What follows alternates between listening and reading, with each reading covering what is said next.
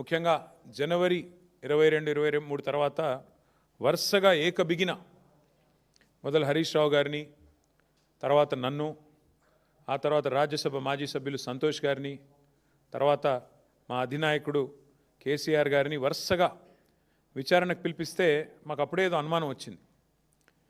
ఇదేదో diversion game బాగానే సీరియస్గానే ఆడుతున్నారు, ఎందుకు ఆడుతున్నారు, ఇంత హడావుడిగా ఎందుకు చేస్తున్నారు అని చెప్పి మాకు డౌట్ వచ్చింది. ఆ డౌట్ వచ్చిన తర్వాత మేము కూడా తవ్వడం మొదలుపెట్టాం.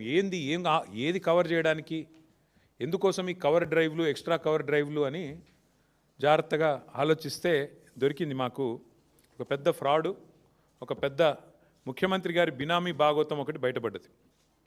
ఇది జనవరి 23 నాడు కేంద్ర ప్రభుత్వం అట్లాగే రాష్ట్ర ప్రభుత్వానికి సుప్రీంకోర్టు నోటీసులు ఇచ్చింది.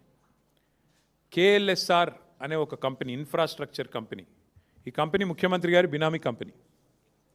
KLSR ఇన్ఫ్రా అనే కంపెనీ ముఖ్యమంత్రి గారి బినామీ కంపెనీ. నేనేదో ఊరికే అనట్లేదు, అది దానికి ఆధారాలతో సహా ఇప్పుడే మీకు చూపెడతాను. ఇప్పుడు నేను ఈ మాట చెప్పంగానే కొన్ని ఛానళ్ళు లైవ్ కట్ చేస్తాయి, అది కూడా నాకు తెలుసు, పర్వాలేదు. అయినప్పటికీ ఈ KLSR ఇన్ఫ్రా అనే కంపెనీ ఏదైతే ఉందో దాని భాగోతం బయటపడి సుప్రీంకోర్టు నోటీసులు ఇచ్చింది కేంద్ర ప్రభుత్వానికి, రాష్ట్ర ప్రభుత్వానికి. వెంటనే మరి ఈ దివాలా తీసిన కంపెనీ ఏదైతే ఉందో 6,000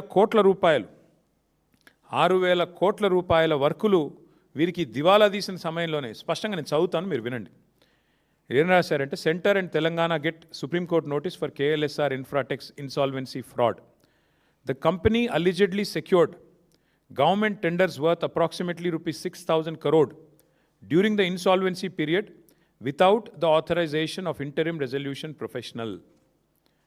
IP professional ఇది లేకుండా, అనుమతి లేకుండా 6,000 కోట్ల టెండర్లు తెచ్చుకున్నారు వీళ్ళు. మరి ఎక్కడికి వచ్చినాయి ఈ ప్రాజెక్టులను మాకు కూడా అనుమానం వచ్చింది. ఎక్కడొచ్చినాయి ఆ ప్రాజెక్టులు అంటే మొత్తం తెలంగాణ.